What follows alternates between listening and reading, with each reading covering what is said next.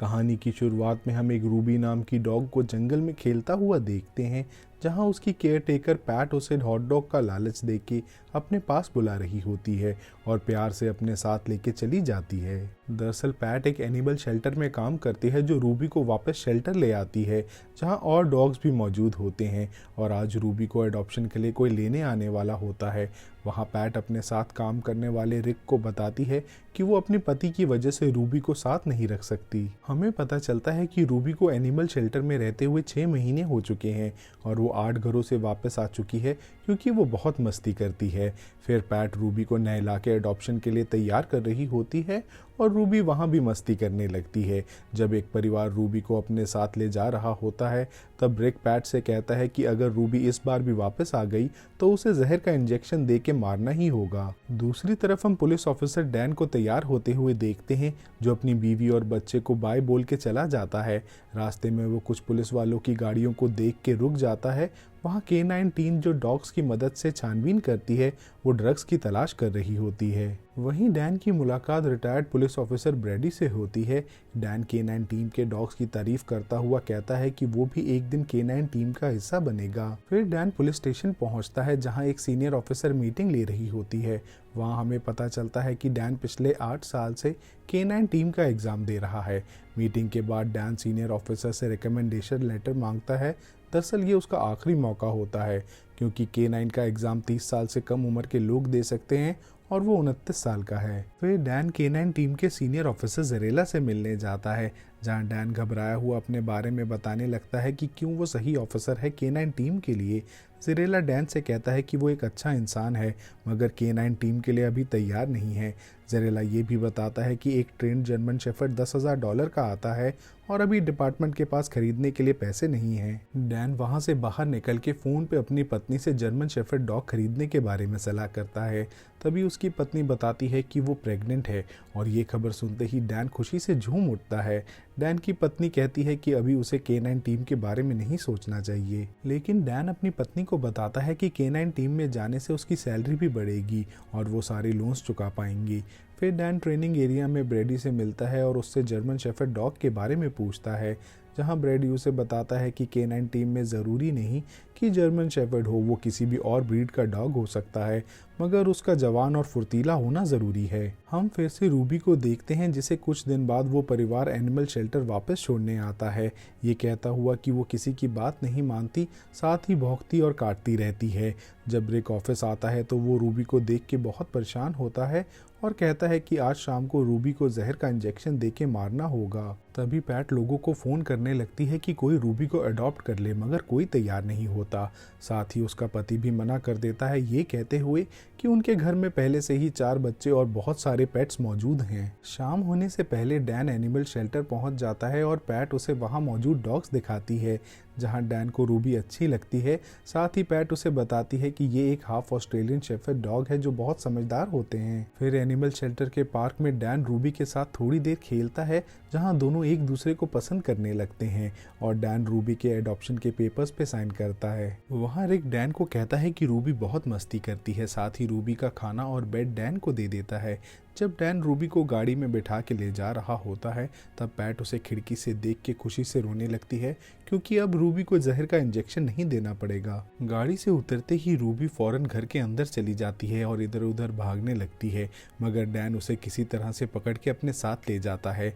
फिर सोने के वक्त डैन रूबी का बेड अपने कमरे में ले आता है, मगर रूबी खेलने के लिए उनके बेड पे ही चढ़ जाती है, जिस वजह से डैन को रूबी के साथ घर से बाहर सोना पड़ता है। अगली सुबह डैन और उसकी पत्नी देखते हैं कि रूबी ने उनके गार्डन में हर जगह खोद रखा है, जिस वजह से वो लोग बहुत परेशान होते हैं। तभी डैन कहता है कि वो रूबी को किसी ट्रेनर के पास ले जाएगा। डैन रूबी को ट्रेनिंग के लिए ले जाता है, मगर रूबी बेकाबू होकर दूसरे डॉग से लड़ने लगती है, जिस कारण बाकी डॉग्स भाग जाते हैं और ट्रेनर रूबी को सिखाने से मना कर देता है। जब डैन मायूस होकर रूबी के साथ अपनी गाड़ी में K9 ट्रेनिंग एरिया के बाहर बैठा होता है, तब ब्रैडी वहां आता है और डैन को समझाता है कि उसे रूबी पर भरोसा करना होगा और डैन रूबी को घर वापस ले आता है। जहां डैन की पत्नी उसे कहती है कि रूबी को प्यार और ट्रेनिंग की ज़रूरत है, साथ ही रूबी के लिए एक पिंजरा ले आती है जिसमें हम रूबी को रात को सोते हुए देखते हैं। डैन अगली रात इंटरनेट पे देख रहा होता है कि कैसे बटन को क्लिक करके डॉग को ट्रेन कर सकते हैं,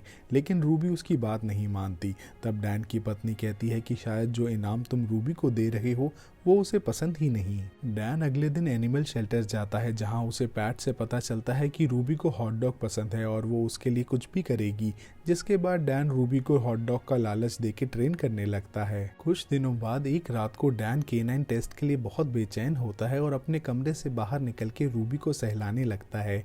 तभी उसकी पत्नी भी आ जाती है जो उसे भरोसा रखने के लिए कहती है। फिर हम डैन और रूबी को सुबह होने से पहले ही केनाइन ट्रेनिंग एरिया में ट्रेनिंग करते हुए देखते हैं, जहां सुबह होने पर और पुलिस वाले अपने डॉग्स के साथ आ जाते हैं। टेस्ट से पहले जहरीला सबको टेस्ट के रूल्स बता रहा होता है और वहां हमें पता चलता है कि ये केनाइन टीम का टेस्ट नहीं बल्कि जहरीला की स्पेशल ट्रेनिंग के लिए चुने जाने के लिए टेस्ट है। उसके बाद हम देखते हैं कि सभी पुलिस ऑफिसर्स अपने डॉग्स के साथ बहुत अच्छा प्रदर्शन दे रहे होते हैं और रूबी भी डैन की बातें मानती हुई वहां रखी सभी चीजों को पार कर लेती है। फिर बारी आती है सूंघकर चीजें तलाशने की, जहां जहरीला बताता है कि इस मैदान में एक दांत छुपा हुआ है जो उन पुलिस ऑफिसर्स को अपने डॉग्स की मदद से ढूंढना होगा। दूसरे प्रतियोगी दांत ढूंढ रहे होते हैं, तभी रूबी अपने आप को छुड़ा के वहां से भाग जाती है और डैन भी उसके पीछे उसे पकड़ने के लिए भागता है। जहरीला बाकी प्रतियोगियों को रूबी को ढूंढने के लिए कहता है और सभी रूबी के पीछे चले जाते हैं। जंगल में रूबी एक लकड़ी से जुड़ा हुआ मधुमक्खी का छत्ता खेलने के लिए ले आती है। इतनी देर में ही जहरीला और बाकी लोग भी वहां आ जाते हैं, मगर मधुमक्खी का छत्ता देख के वापस चले जाते हैं। लेकिन डैन किसी तरह से उस छत्ते को रूबी से दूर फेंक के उसे पट्टा पहना देता है और जब डैन मधुमक्खी के काटी हुई जगह पे दवा लगा रहा होता है तब जहरीला उसे बताता है कि वो टेस्ट से बाहर हो चुका है।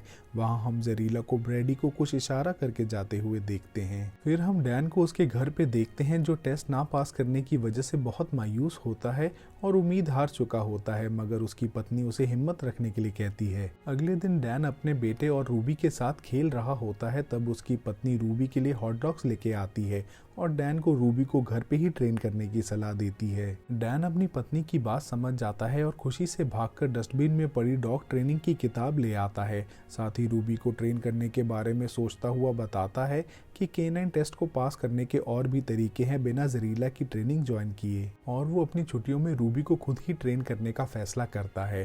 डैन रूबी को अपने घर के गार्डन में कई दिनों तक किताब की मदद से ट्रेन करता है, जहां उसे मोबाइल और इंसानी हड्डियों को ढूंढना सिखाता है। फिर टेस्ट से एक दिन पहले वो पुलिस ऑफिसर्स अपने डॉग्स के साथ वहां आ जाते हैं जिन्हें जहरीला ने ट्रेनिंग के लिए चुना था और सभी बारबेक्यू पार्टी करने लगते हैं। साथ ही हम जहरीला और ब्रेडी को एक गाड़ी से डैन और रूबी के ऊपर नजर रखते हुए देखते हैं। अब 6 हफ्तों बाद केनाइन टीम का टेस्ट होता है जहां जहरीला बताता है कि उन्हें आधे घंटे के अंदर 3 चीज़ों को ढूंढना होगा और डैन टेस्ट के लिए पहले पूछता है, जहां रूबी एक मोबाइल और एक बंदूक सिर्फ 2 मिनट में ही ढूंढ लेती है। फिर जहरीला दोनों को पुलिस स्टेशन के अंदर ले जाता है और आखिरी चीज जो कि इंसान के शरीर का कोई हिस्सा है उसे ढूंढने के लिए कहता है। रूबी हर कोने और कमरे में सूंघकर ढूंढने की कोशिश करती है, लेकिन बहुत देर बाद भी उसे कुछ नहीं मिलता और वो डैन के पास आके चुपचाप बैठ जाती है। डैन घबराया हुआ जहरीला से कहता है कि यहाँ कुछ नहीं है। जहरीला उन्हें बताता है कि रूबी सही है, इस पुलिस स्टेशन में कुछ भी नहीं है,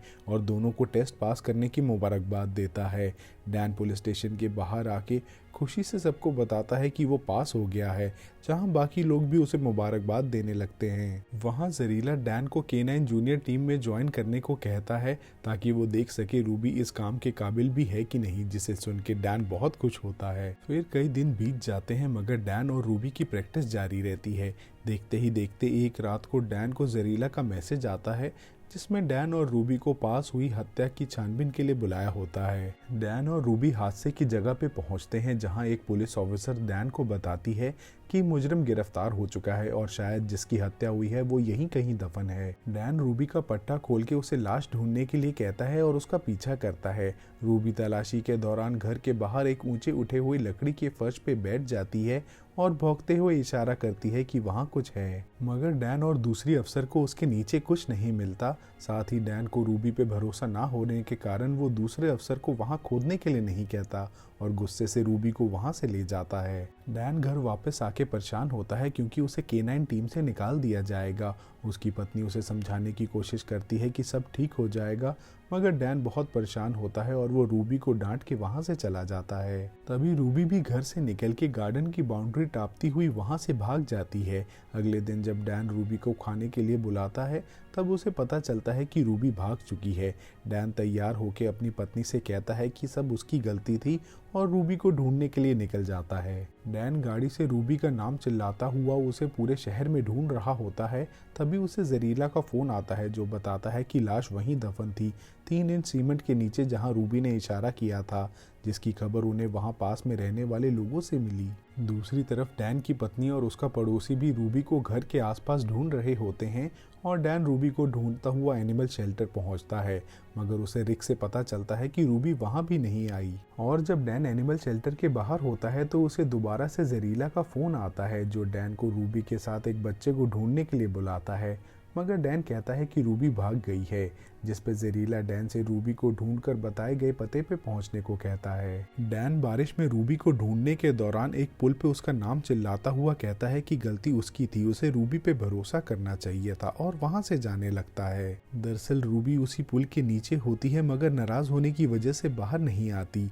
डैन मायूस होकर घर पहुंचता है जहां उसकी पत्नी कहती है कि उन्हें भी रूबी नहीं मिली। फिर कुछ देर बाद डैन को फोन पे पुलिस स्टेशन बुलाया जाता है जहां सीनियर ऑफिसर सबको बता रही होती है कि एक बच्चा जंगल से गुजरते हुए खो गया है और सभी उसे ढूंढ रहे हैं, मगर सीनियर ऑफिसर डैन को रूबी को ढूंढने के लिए भेज देती है। डैन बारिश में गाड़ी पे बैठ के जैसे ही निकलता है तो रूबी उसके सामने ही होती है। डैन गाड़ी से निकल के रूबी को गले लगा के उससे माफी मांगता है और तभी बारिश भी रुक जाती है। फिर रूबी भाग के गाड़ी में बैठ जाती है, जिसके बाद वो दोनों खोए हुए बच्चे को ढूंढने के लिए निकल जाते हैं और उन दोनों को हादसे वाली जगह पे पहुंचते हुए शाम हो जाती है, जहां जरीला सभी पुलिस ऑफिसर्स और उनके डॉग्स को वापस बुला लेता है ताकि रूबी अकेले ही जाकर उस बच्चे को ढूंढ सके।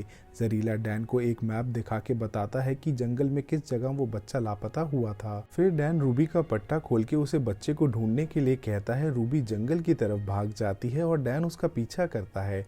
जंगल में रूबी हर जगह सूंघती हुई बच्चे को ढूंढने के लिए आगे बढ़ती जाती है। काफी ढूंढने के बाद रूबी एक जगह पे पहुंचकर भौंकने लगती है। वहां कुछ फिसलने के निशान होते हैं और रूबी उस पहाड़ी से नीचे उतर जाती है। डैन जरीला को संदेश देता है कि वो बच्चा मिल गया है, जिसके बाद वो रूबी के पीछे उस पहाड़ी से नीचे उतर जाता है।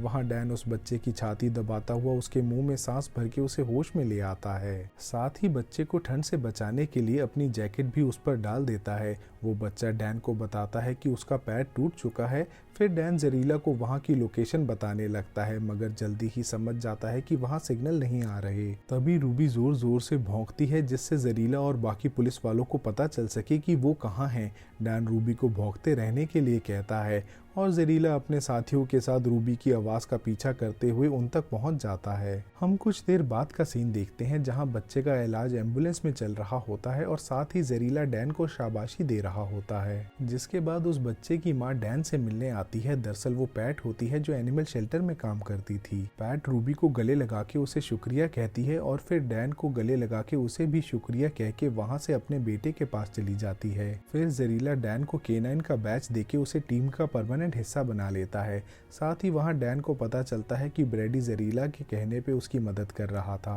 तभी डैन की पत्नी भी वहां आ जाती है और K9 टीम के बाकी सदस्य भी डैन को बच्चे को ढूंढने के लिए मुबारकबाद देने लगते हैं। आखिर में हम डैन, उसकी पत्नी और रूबी को एक साथ देखते हैं जो गाड़ी से अपने घर जाने लगते हैं। साथ ही हमें पता चलता है कि ये कहानी एक सच्ची घटना पे आधारित है। Thanks for watching. Do subscribe for more such videos. Also like, comment and share to support us. Thank you.